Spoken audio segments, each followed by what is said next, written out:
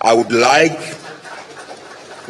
to categorically state that the decision to transfer live Esidemeni mental health patients to NGOs was not made in consultation with the Provincial Executive Council, which I have the honor to lead. The Executive Council and I would have never approved a plan to outsource mental health, a primary responsibility of the state, to take care of vulnerable, and particularly the most vulnerable in our society, such as mental health patients. We would have never supported a decision to outsource this to NGOs, whether they would have been licensed or not. What is even worse is the fact that such NGOs don't even meet appropriate standards and the legal prescripts of our country. The Provincial Department of Health has repeatedly reported to me previously that they had new facilities, new hospitals, and new community health care centers which had enough beds to can accommodate any patients who are in any private health facility such as Selby Hospital, Life Esidemeni, and others. As the provincial executive, we do not interfere with the appointment or retention of service providers by our various departments in strict observance of the laws of our land.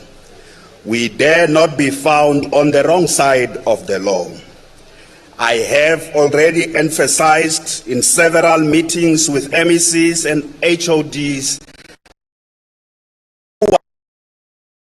with a service provider who is providing whatever kind of service to our government, especially to communities.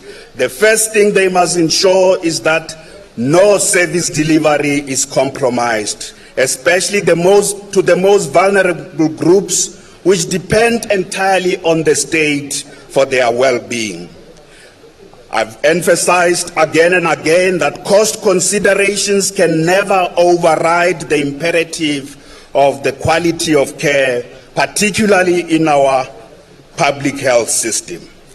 It is now common cause, Madam Speaker, that the ill-fated transfer of patients to the NGOs compromise the well-being of mental health patients who were at Life Esidemeni. At the very least, the department should have placed all patients in public health facilities as they claimed that we had enough public beds in our public health facilities. The claim, which has proven quite clearly to be inaccurate as we deal with this matter now. As the head of government in our province, I'm deeply aggrieved by the extent to which those responsible for this tragic and ill-fated transfer of patients to unlawfully operating NGOs have tried to hide the facts and information from me as the Premier, from the Minister of Health, as well as their determined effort to try and withhold the facts from the Health Ombudsman. Together with the Minister of Health and the newly appointed Health MEC, Dr. Gwen Ramokgopa, we are taking swift and decisive action to implement all the 18 recommendations of the Health Ombudsman. And the most urgent of these recommendations is to relocate mental health patients to appropriate facilities and close down all the NGOs that have been identified by the Health Ombudsman report.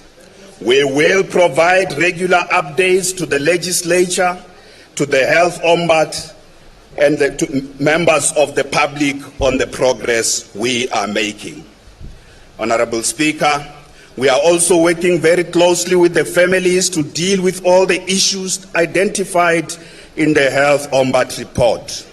On Saturday, we hosted the ceremony for the affected and bereaved families, and this was a heart-rending moment for all of us. We will work with the families to ensure we can erect a lasting monument for all those who passed on. Learning from this tragic death of mental health patients, I have decided to institute wide-ranging inspections and conditional assessment of all centers that care for the most vulnerable in our province. And those centers will include the following: centers where we have our elderly people, centers where we have the people with disability, and centers where we have our children attending early childhood development. Whether these centers are licensed or not, we must make sure that they operate under conditions that are acceptable. It is our responsibility as the state to take care of the weak. Every institution that provides services to the most vulnerable must meet appropriate standards. We cannot wait for another tragedy before. The Life Esidemeni tragedy must spur us into action over the next 2 years to restore the dignity and human rights of all mental health patients and all vulnerable groups in our communities. I am determined, Honorable Speaker, to lead this mission over the next 2 years of my term of office as Governor of this province. I will appoint the Premier's Mental Health Advisory Panel to assist in this important mission. Madam Speaker, Life Esidemeni tragedy should have happened, and it should never happen again.